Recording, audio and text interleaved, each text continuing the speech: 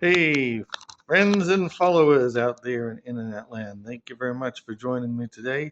I know there's like maybe one or two people who may eventually view this video, but it does me some good to get this stuff off my chest. So this is the Mad Professor with Dr. John. And one of the things I seem to be mad about, and I'm sure a lot of people are saying, Dr. John, you've gone over the edge. This stuff with about Trump invading Canada sounds like some conspiracy theory. Trump wouldn't be that crazy, would he? Now, um, I'm not saying he will invade Canada. I think it's a definite possibility.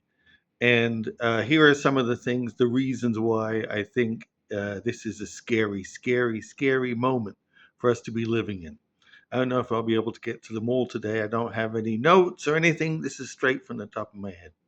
All right. First of all, let's accept the fact that Trump, I'm not going to use the P word, Trump is a very, very unique person.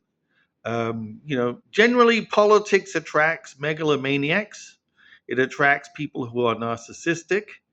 It also, I think, attracts a lot of good people. I think there are a lot of good politicians out there, um, but it does attract a lot of people who want attention and maybe not for the right reasons. So this is why I think most people have a lot of uh, doubts about politicians in general. And the paradox is that, one of the reasons a lot of people really think Trump is a good guy is because he's not a politician, right? He hasn't been in politics. He's kind of like came out of this, like out of nowhere, kind of with this allure of being a great businessman and not from Washington, D.C. and this.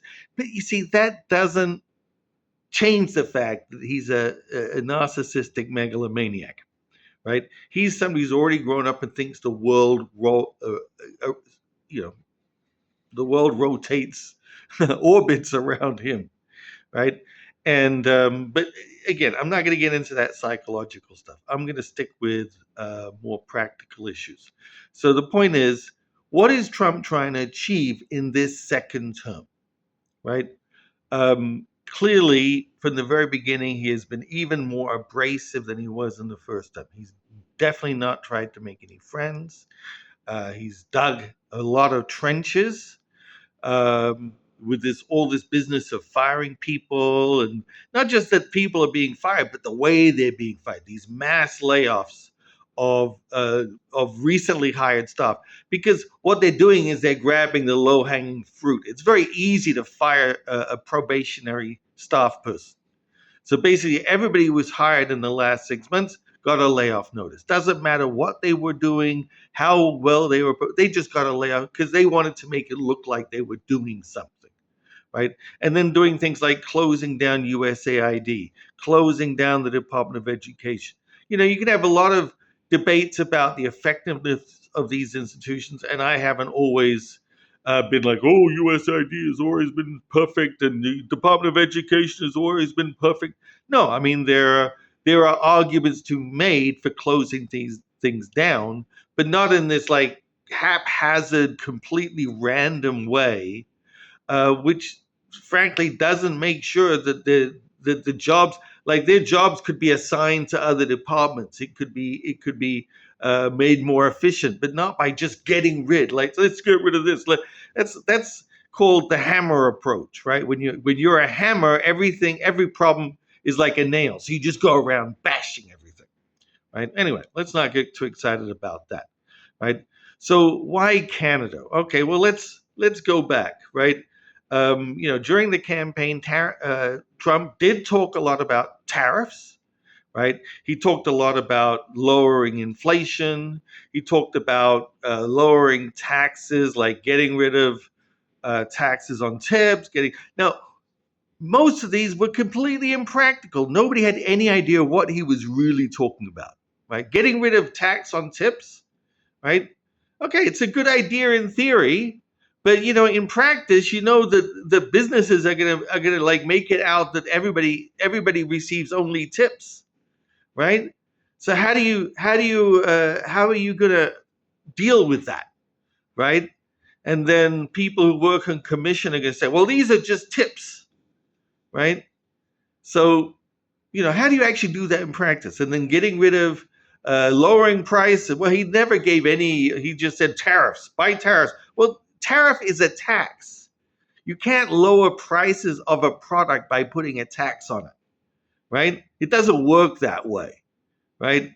If it did, then we should lower the price of gasoline by putting a 30-cent tax or a dollar tax. Why not a $10 tax on gasoline, right? I think people kind of understand that it doesn't work that way. But you see, because they don't know the word tariff, they don't realize tariff is a tax, right?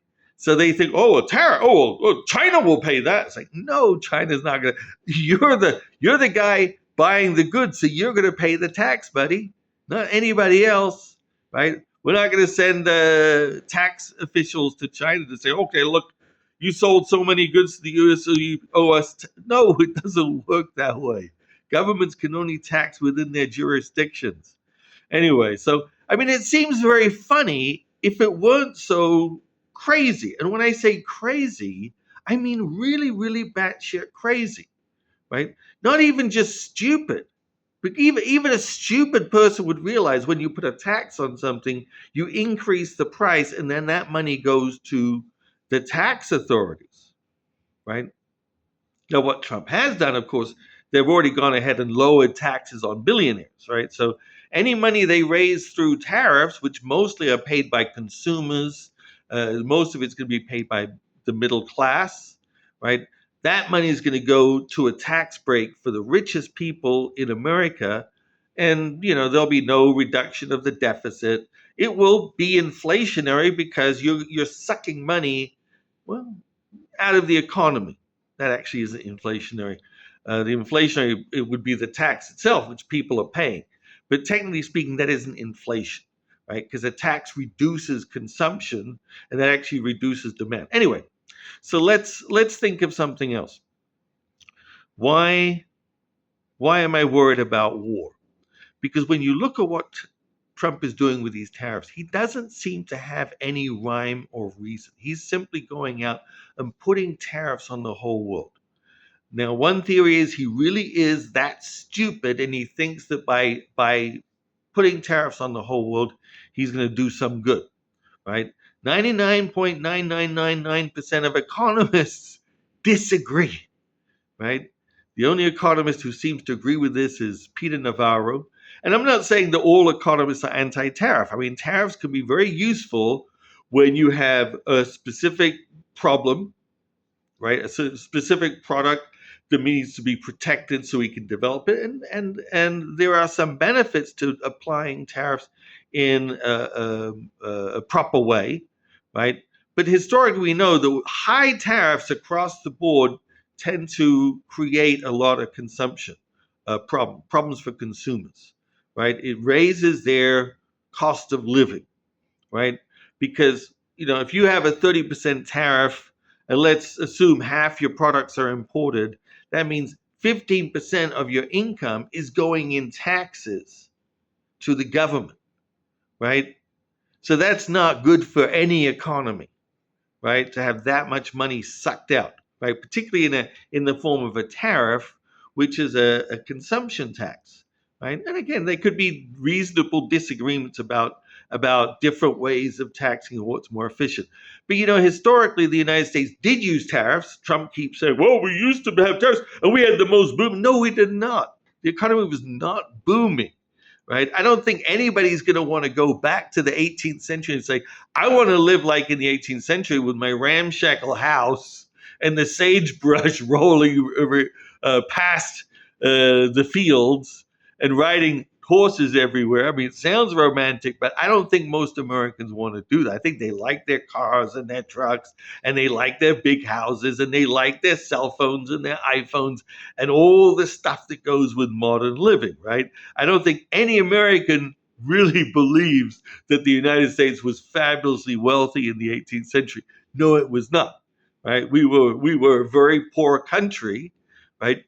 And one of the problems was the federal government didn't have enough money to do anything. right? They couldn't develop roads, they couldn't develop canals. The tariffs simply did not generate enough money, and when it did it in a way that really impoverished a lot of the population, right? So what they did in 1916, I don't know the exact year, but they switched to the income tax, right? The income tax is more efficient in many ways because you're taking money. You can stage the income tax. You collect more money from wealthier people, right? Now they have more money, right? They don't need all that money, right? You might say, well, is there money? But they don't need all that money. And at the end of the day, they only have that much money because they're benefiting from society, right? And then you take some money, but less from the poorer people or the middle class people, right? Now, the fact is, most of the taxes are going to be generated from the middle class.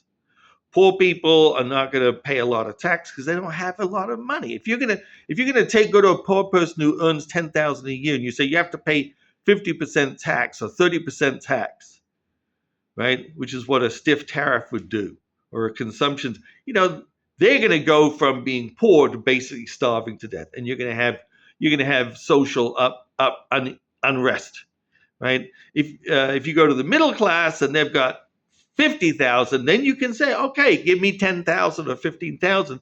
They can still be middle class, right?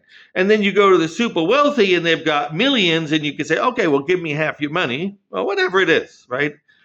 They've still got a bunch of money, right? So in that way, it's more efficient because you can use that money to then develop infrastructure that will benefit business, right? Like, what did we do in the 1950s? After World War II, we had massive tax rates. The highest tax bracket was 90%, right?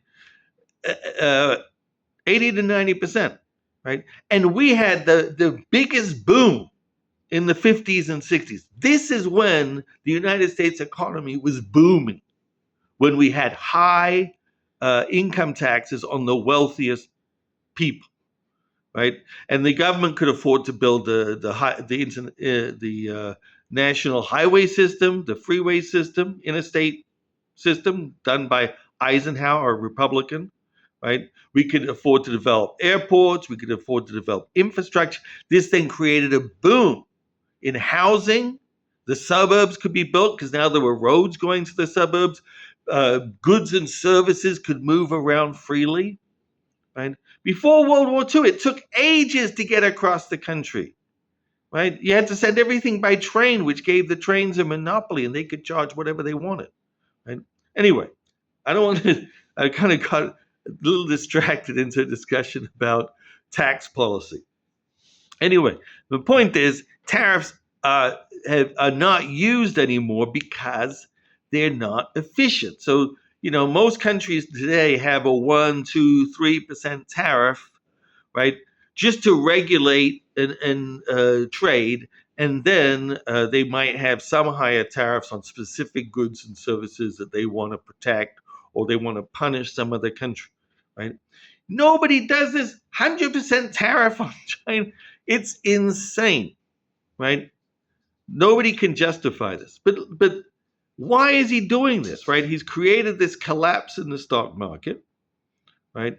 People are just, their eyes are bugging out. What's happening to my 401k? What's happening to the prices in the grocery stores when these tariffs, you know, uh, a third of our GDP is based on the import and export of goods, mostly import, right? That's a third of our GDP. So you're putting 30% tax or on that. That's 10% increase in taxes, right? Not not a 10%. What am I saying? That's 10% tax on the entire GDP.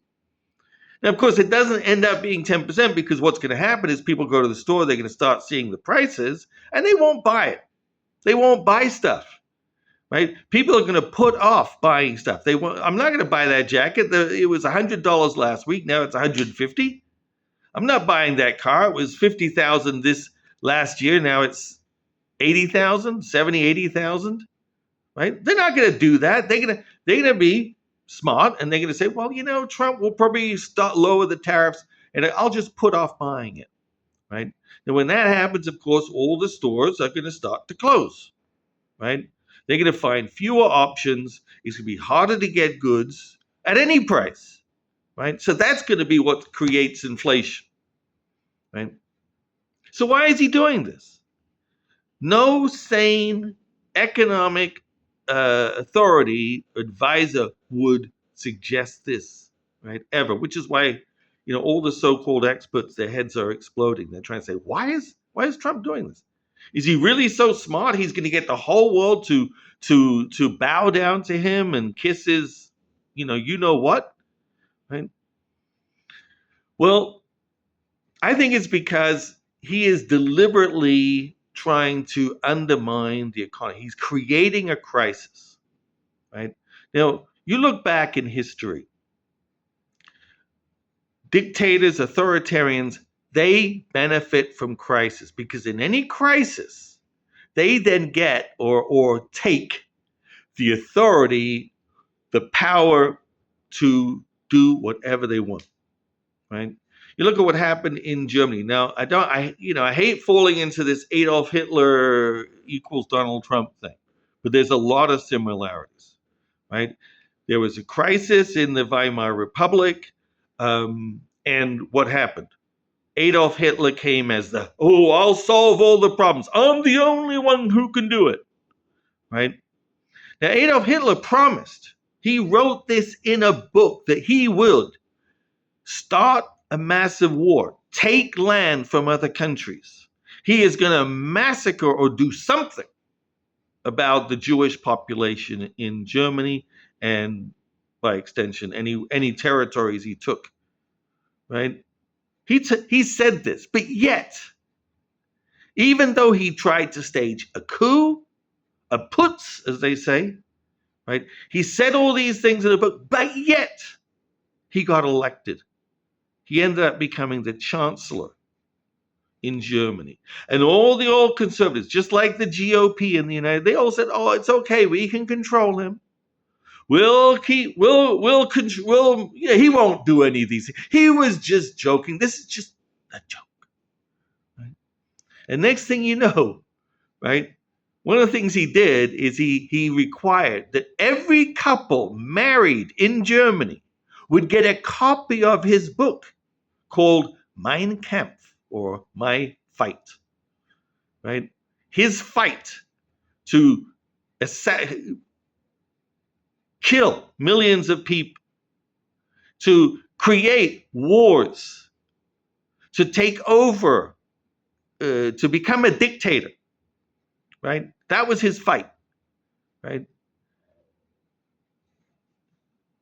And they voted for him, right? He got I assume even Jewish couples getting married, they got a free copy of Mein Kampf, courtesy of their local municipality in the Nazi party. Here you are, bar mitzvah. Have a copy of this racist guy who wants to kill you. Right? And everybody says, "Oh, it's just a joke. He doesn't mean it." Right? That's what people say to me when they hear this rant. Are you crazy, Dr. John? You really think Trump won't attack Canada? You got to realize he does not follow your logic, right? I've seen Canadians saying, "Well, if America attacks Canada, we're just going to go back to the woods and we're going to fight and shoot from the woods and we're going to." Yeah, okay, I'm sure you will, right? You will fight from the woods and you'll make America suffer. No, you think Trump cares? He doesn't care. He'll see the dead bodies of American troops. He will not care, right? Because as far as he's concerned, they're just suckers and losers, right? Why did they join the army? They were stupid. Why would they fight for a country? It doesn't make any sense. So why should he, the glorious Donald Trump, why should he care about what they do? If they choose to join the army, or allow themselves to be, they can't get out of the draft because they don't have a rich daddy who can find a doctor to give them some kind of thing about bone spurs or something, right? It's their problem. So Trump doesn't care. You see, you can say, oh, we're going to make it really expensive. Well, you think this tariff business isn't really expensive? You think Trump isn't losing money? All his friends are losing money? He doesn't care, but he's got other ideas in his head. What is it? Maybe he just wants to be, a great war leader, right? He's obsessed with this idea of being great, right? He's going to be the biggest war leader, and he's going to have a military parade in autumn, right? And why Canada? Why not Mexico? Mexico would make more sense in some ways, but you see, Mexico has a lot of mountains to get into down.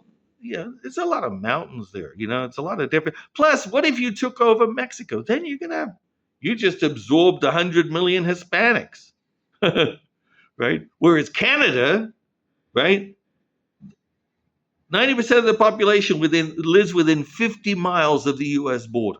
90%, right? And most of that you can drive a tank straight in. You can drive a tank straight in the middle, divide Canada into pockets, right? Bomb Toronto well, they have enough tanks and planes to blast Canada. And this is the thing. You've got this thing called the War Powers Act, right? Now, only Congress can declare war according to the Constitution. But over the years, Congress has given the president war powers. In other words, if there's a crisis or an emergency, he needs to be able to act quickly. So we'll give him this authority. He can act quickly, right? And believe me, presidents have used this authority, and most people would probably agree in one way or another, even many Trump supporters, that they've done a pretty piss poor job of it, right? We got involved in the Vietnam War because of, Lyndon Johnson mostly, right? But before him, there was Eisenhower sent in a few advisors. Kennedy sent in more advisors. Lyndon Johnson just let's just do it all, right? Why did we end up going into? We never declared war on Vietnam, right? But the point is, the president would send some few people under the war power. He would say, well, we have this crisis, this emergency, right? And then Congress would say, well, we can't pull the troops out because that would look bad, right? And 60,000 dead Americans later, we end up retreating, right?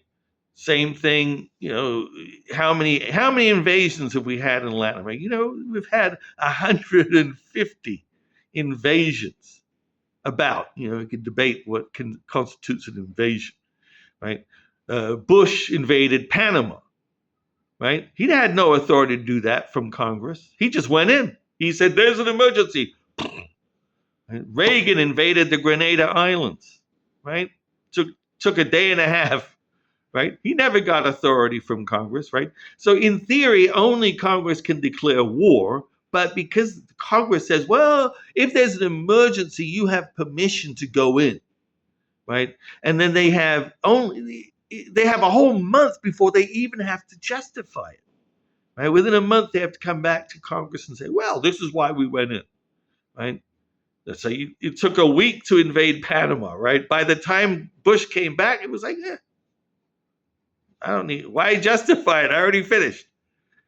Reagan went into Grenada, right? Yeah, right. And even the Iraq War was not a declared war by Congress. The Afghan War was not a declared war by Congress. So I understand a lot of people are pissed at this, but you see, Trump still has this power. You think it's going to take a month to take over Canada, right? Obviously, we're not going to take over we'll just take over that 50-mile range. We can take that over in a month. I don't know. Any Canadians want to debate? Come on, debate. Put some comments in there, right? But you think that if you don't think that the U.S. could take over Canada a heck of a lot faster, at least the habitable parts of Canada is a lot faster than the Germans took over Poland. I'm not saying there won't be some Canucks back in the woods shooting and hollering and whatever. And I'm sure the Canadian military has got lots of stockpiles and things like that. But it'll get cold in the winter. But that isn't my point, right? That isn't even my point. See, Trump, He just wants to go down in history as a great man, right?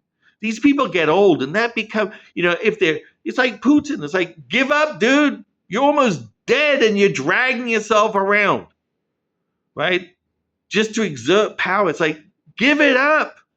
But no, something happens when people in power get old, right? Then it becomes like, oh, I want to go down in history as a great man. I want history to remember me. It's like the old Roman empires. They want to become gods, right? How do they do that? They have to have a great victory. That's the only way, right? Putin, why did he invade Ukraine? He wanted a great victory. Does it matter at the end of the day whether Ukraine is Ukraine or it's Russia? I mean, why would Putin care? He's going to die. But no, he wants to go in history as, oh, the great leader of Russia, just like Stalin and blah, blah. Well, Trump wants the same thing. I'm convinced. Right? He wants a war, right? If he can get it. And you know what? All of this stuff, it's like, again, go back to Hitler, right? What did Hitler do? He went, first he stopped paying the indemnities that Germany owed. Europe did nothing. Then he walked his troops into the Rhineland, which was supposed to be demilitarized. Nobody did anything, even though that was an act of war, right? Then he took over Austria. You think the Austrians wanted to be part of Germany? No, they were going to have a referendum, right, to decide whether or not to join Germany. Hitler invaded the night before the referendum because he knew they were going to vote against it, right? Nobody did diddly squat. Then he took the Sudetenland. Then he took Czechoslovakia. He was just seeing how far he could go, right? This is what Trump is doing. He's seeing, what is this tariff? This tariff doesn't make any sense except as a flex. Trump is flexing his power. What can he get away with? Right? And what's the next step? Right? Next step? He's declared a total trade war against the entire world. Right? There's no way the United States can survive that economically for very long. Right? The economy is just going to collapse. Right? Couple weeks, couple months, he can keep it up. Right? He can make it, oh, this was Biden and this was Kamala Harris did something out there, and all these liberals and all these foreign governments. But, it's not going to last long. So he needs to build that crisis up and invade somebody. It has to be somebody big, right? Because you saw Grenada, right? Reagan invaded Grenada. It's like everybody's like, big deal. You took over a P, right? So I don't think Trump's going to be happy. So, hopefully I'm wrong. Hopefully Trump has some other reason for doing all this stuff.